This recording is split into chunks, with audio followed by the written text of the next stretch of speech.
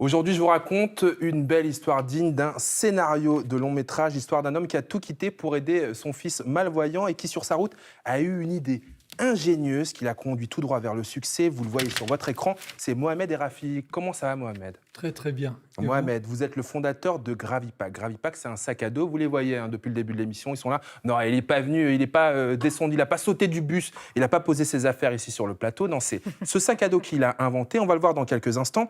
Ce qu'il faut raconter, c'est que ce sac à dos, il n'est pas venu par hasard. Il est venu d'un accident de la vie.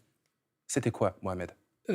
C'était quoi? C'était un accident. Donc, j'ai eu un enfant qui est né non-voyant. Et j'étais comme monsieur et madame tout le monde, ou peut-être un peu plus, parce que j'avais une très très belle maison, une très belle situation. Je travaillais dans un bureau d'études, une belle voiture. Je partais en vacances une fois par mois. Donc, tout allait bien. Et quand je voyais mon fils qui n'avait aucune adaptation, qui n'était pas malvoyant, mais aveugle, il est né aveugle. Donc, je me suis dit, je travaillais 7 sur 7, 12 heures par jour. Je me suis dit, il faut que je m'occupe de cet enfant et que je largue tout. Donc, pendant 3 ans, je suis resté son binôme. Son binôme? Oui, sa canne blanche, ses yeux. Donc, j'étais toujours côte à côte. Je me suis retrouvé au RSA, divorce. J'ai vécu dans un garage pendant pratiquement 1 an, en province. Parce que vous avez tout sacrifié pour votre fils. Oui, parce qu'il n'y a pas d'adaptation. Nous sommes dans le plus beau pays au monde, mais les enfants non-voyants, il n'y a pas beaucoup d'intégration dans les écoles ordinaires. Nous ne sommes pas formés à cet handicap et l'accessibilité est très très compliquée, que ce soit dans toutes les grandes villes. Donc, j'ai pris en charge mon fils parce que on peut compter que sur ses 2 mains et je me suis occupé de lui. On peut compter sur ses 2 mains, sur son cœur aussi, pas forcément sur son portefeuille, puisque vous l'avez dit, vous vous êtes retrouvés aux minima sociaux, justement parce que vous avez tout donné dans cette histoire, et à un moment, une idée survient. Tout Il y a à les fait. mains, le cœur et le cerveau. Tout à fait. J'avais donc un salaire net de 8 000 euros mensuels et j'ai tout largué, j'ai tout laissé tomber. Je me suis dit, écoute, je préfère m'occuper de mon fils et d'arrêter de travailler. Et l'idée ingénieuse, alors, c'est quoi? Celle Et- qui a pu vous aider à remonter la pente. L'idée ingénieuse, c'est quoi? C'est que j'ai pas inventé le sac à dos, mais j'ai revisité le sac à dos qui n'a pas été travaillé depuis 35 ans par les grands groupes. J'ai inventé une bretelle ingénieuse qui permet à une charge d'être soulagée de 92% sur les épaules et le poids est confondu sur le centre de gravité du corps humain. Ça veut dire que si j'ai un sac à dos qui pèse 100 kilos, grâce à ce que vous avez inventé, il va plus peser que 8 kilos. 92 moins 8, oui, c'est ça. 8 kilos. Tout à fait. Mais aujourd'hui, il n'y a pas de sac qui porte 100 kilos, mais on peut aller jusqu'à 45 litres, 50 litres. Donc, il y a eu une étude scientifique, une étude médicale, biomécanique, analyse du mouvement, qui dit qu'aujourd'hui, Gravipack est un dispositif contre les douleurs du rachis cervical, les douleurs du mal de dos, contre les scolioses des enfants, parce que ça commence. Aujourd'hui, ce dispositif, on peut l'utiliser à partir d'un enfant de 7 ans jusqu'au senior qui va faire le chemin de Compostelle. Jusqu'au senior, c'est complètement génial cette Oui. idée. Est-ce que vous pouvez nous faire une démonstration? On va sortir les sacs à dos, on va les mettre directement devant vous sur notre plateau.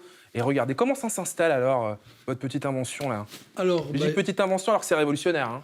oui, donc, affectueux, là, hein. oui, en Europe, c'est 48 millions de chiffre d'affaires annuel. Donc aujourd'hui, on a fait une vente privée en quelques jours, on a récolté 120 000 euros. Ces 120 000 euros sur KissKissBankBank, c'est quoi? C'est pour créer un showroom à Paris et employer des personnes en situation de handicap et vulnérables. Alors donc ça y est, vous nous lancez une offre d'emploi. J'allais dire, vous savez, dans Ensemble c'est mieux, à la fin de l'émission, on propose des offres d'emploi. D'ailleurs, Alexandra en a quelques-unes sous le coude à vous proposer tout à l'heure. Et ça y est, Mohamed nous annonce qu'il embauche aussi, lui. Hein. Oui, tout à fait. Nous cherchons justement des travailleurs en situation de handicap sur Paris pour justement les former à la vente et au service après-vente. Oui, parce que on le sait, hein, les personnes en situation de handicap, les personnes qui sont malvoyantes, aveugles, non-voyantes, ont beaucoup de difficultés Ne à travaillent s'insérer pas. dans le monde professionnel. Non, parce qu'on ne leur fait pas confiance, on croit qu'ils sont fragiles, alors que la fragilité n'empêche pas la performance. C'est une clé de voûte pour l'évolution de l'entreprise. C'est un bienfait, on connaît nos limites. Aujourd'hui, nous-mêmes, c'est un devoir d'intégrer ces gens-là parce que je suis en très très bonne santé, je travaille, je me lève tôt. Aujourd'hui, nous sommes confinés, nous-mêmes, nous remarquons qu'aujourd'hui, nous sommes fragiles, donc ces gens-là sont très très endurants.